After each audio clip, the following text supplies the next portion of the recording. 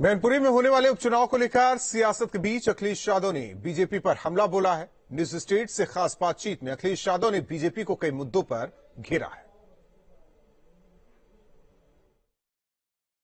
Samajwadi party के राष्ट्रीय अध्यक्ष और पूर्व मुख्यमंत्री अखिलेश यादव हमारे साथ हैं और मैनपुरी के इस उपचुनाव में जब 5 तारीख को अब मतदान होना है, 8 को मतगणना होगी, अहम मुद्दे क्या रहे इस मैनपुरी चुनाव के, आपको क्या लगता है? क्योंकि ये बात बार बार निकली है कि बहुत महत्वपूर्ण चुनाव है। मैनपुरी का चुनाव वो क्षेत्र है जिसने नेताजी को बनाया है और नेताजी यहाँ घर घर में लोगों को जानते हैं। नेताजी जब रहे तो घरों में गए हैं, सुख दुख में यहाँ के लोगों के साथ रहे हैं। जितना भी विकास दिखाई दे रहा है मैनपुरी में, ये नेताजी के समय का किया हुआ है।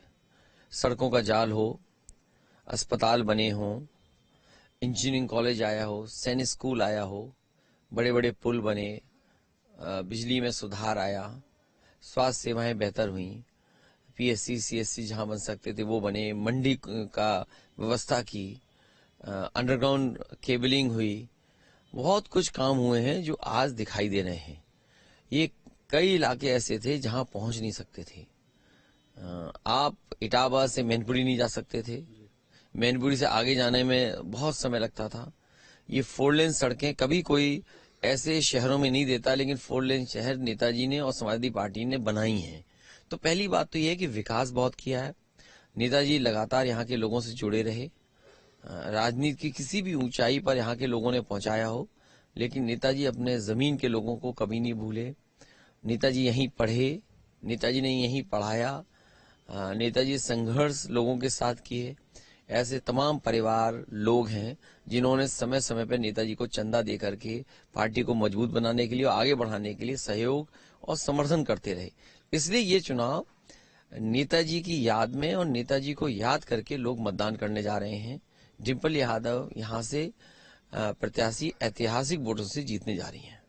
आपने नेताजी का नाम लिया, नेताजी का जो यहाँ से कनेक्शन है, उसी कनेक्शन को लेकर के वो कह रहे हैं कि इमोशनल कार्ड, विपक्ष अगर हम दूसरी पार्टी सत्ता की बात करते हैं, कहते हैं इमोशनल कार्ड खेल रहे हैं। इमोशनल कार्ड तो जनता के साथ खेलना चाहिए। देखिए, नेताजी नहीं है हमारे बीच, ये सच्चाई है। और ये भी सच है कि नेताजी का लगाव मैनपुरी की जनता से बहुत करीब का था। नेताजी आए न आए, प्रचार करें ना करें, लोगों से एक बार कह जाएं कि उनकी मदद करें, लोग स्वयं वोट डालते थे। संगठन और जनता स्वयं नेताजी की मदद करती थी। तो सवाल यह है कि जब नेताजी नहीं है तो पूरा देश देखेगा आखिर जिस लोकसभा से नेताजी इतनी बार चुने गए हैं, आज फिर चुनाव वहां हो रहा है, तो कितने वोटों से यहाँ की जनता जिताएगी। इसलिए नेताजी के लिए, पार्टी के लिए ये क्षेत्र हमेशा महत्वपूर्ण रहा है। और अब क्योंकि नेताजी नहीं है, ये समाजवादी विरासत जो दी है, कौन देता है? हम सभी लोगों को, जितने समाजवादी लोग हैं या और जो जनता है, समाजवादी सिद्धांत खो गया होता। नेताजी ने पार्टी को खड़ा किया, समाजवादी सिद्धांत जिंदा किया। लोहिया को याद कम करते लोग, लेकिन कम से कम नेताजी ने लोहिया को जिंदा किया। और वो जेपी और जो आंदोलन चले या जिन समाजवादी नेताओं ने विचारधारा दी, कम से कम नेताजी आज उन चीजों को हम लोगों के बीच में छोड़ के गए हैं। नेताजी की जो पहचान है, उस पहचान से हट करके आप पे आरोप लगता है कि विकास हुआ, परिवार का हुआ, जनता का तो विकास ही नहीं हुआ है। वो कहते हैं कि परिवार में ही विकास होता रहा, इसलिए अगर भाजपा जीतेगी तो वो क्षेत्र का विकास करेगी। मुख्यमंत्री जी यहाँ 2 बार आए, डिप्टी सीएम यहाँ कई बार घूमते रहे क्षेत्र में, मंत्रीगण आए हैं, तमाम उनके संगठन के लोग हैं। कम से कम उन्हें ये बताना चाहिए था कि यहाँ विकास उन्होंने क्या किया है। वो बताते कि सड़क कौन सी बनाई है, या अस्पताल कौन सा बनाया है, या इंजीनियरिंग कॉलेज का बजट क्यों रोक दिया, सैनिक स्कूल जो बन रहा था उसका बजट क्यों रोक दिया, बिजली विभाग का बजट क्यों रोक दिया, मेडिकल एजुकेशन या मेडिकल हेल्थ का बजट क्यों रोक दिया इस लोकसभा के, नहरें क्यों नहीं साफ हुई। तो ये तमाम चीजें सरकार को बतानी चाहिए थी। सरकार ने आखिरकार क्या योजना चलाई है जिससे जनता कह सके कि हाँ, ये बीजेपी की सरकार का है।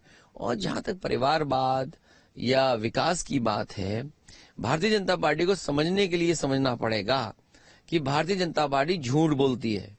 आपको उनकी बात सुनने से पहले ये दिल और दिमाग में आपको रखना पड़ेगा कि भारतीय जनता पार्टी से झूठी पार्टी कोई नहीं है।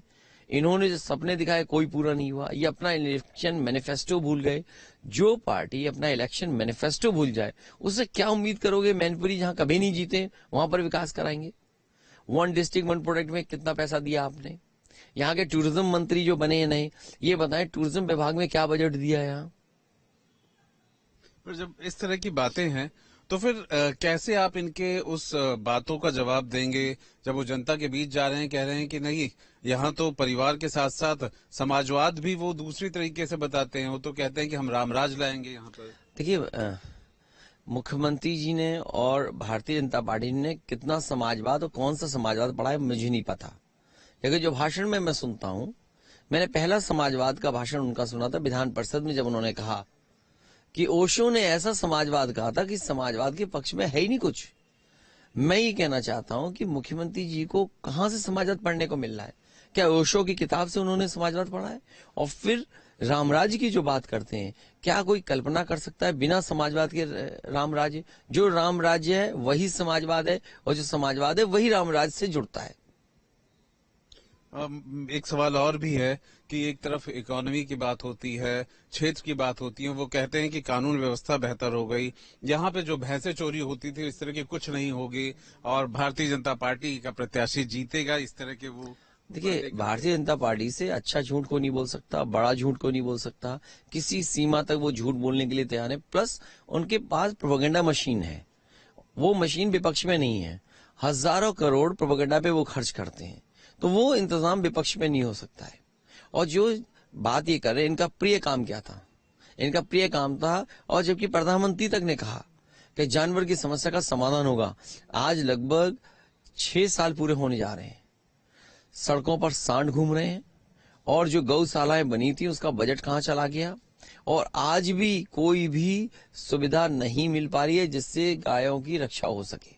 आप एक बात बताइए, इस पूरे चुनाव क्या ये उपलब्धि माने कि परिवार जो है जिस रूप में एक दिखा, जिस तरह से चाचा आपके साथ दिखे और उन्हें खामियाजा भी भुगतना पड़ रहा है सरकार की तरफ से, आपको लगता है कि मैनपुरी में और मजबूत होकर के आप निकल रहे हैं? देखिए, ये चुनाव नेताजी के ना रहने पे था। चाचा जहां से जीत करके आते हैं वो जसवंत क्षेत्र है। नेताजी कई बार वहां से विधायक रहे हैं, लोगों से हमेशा जुड़े रहे।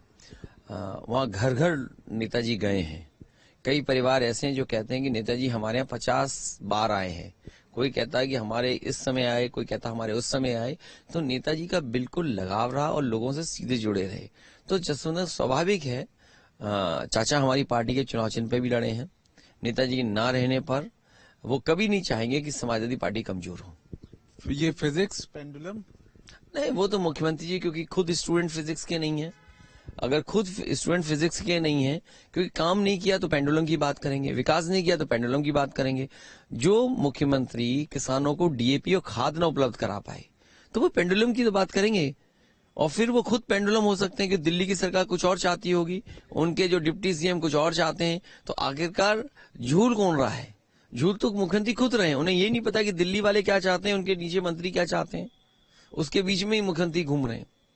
कुल मिलाकर के मैनपुरी का चुनाव कहीं ना कहीं मैनपुरी का चुनाव का परिणाम ऐतिहासिक होगा, और क्योंकि नेताजी के ना रहने पे हो रहा है चुनाव, जनता पूरी तरीके से नेताजी के पक्ष में उनको याद करके वोट डालने जा रही है। डिम्पल यादव यहाँ से अच्छे वोटों से जीतेंगी। हमारे साथ समाजवादी पार्टी के अध्यक्ष अखिलेश यादव, पूर्व मुख्यमंत्री, और डिम्पल यादव जो कि उनकी पत्नी है, नेताजी की बहू हैं, वो यहाँ की प्रत्याशी हैं। और अहम बात यही है कि मैनपुरी का जो संदेश है वो बहुत बड़ा जाएगा। उत्तर प्रदेश में कुछ ही साल बाद लोकसभा का चुनाव होगा, और 2022 का ये मैनपुरी का चुनाव उसी 2024 की एक झलक के रूप में देखा जा सकता है, एक ऐसे पहचान के रूप में कि आखिर यूपी की राजनीति अब किस दौर में और किस तरफ जा रही है। वीडियो जर्नलिस्ट सूफी खान के साथ आलोक पांडे, सैफई।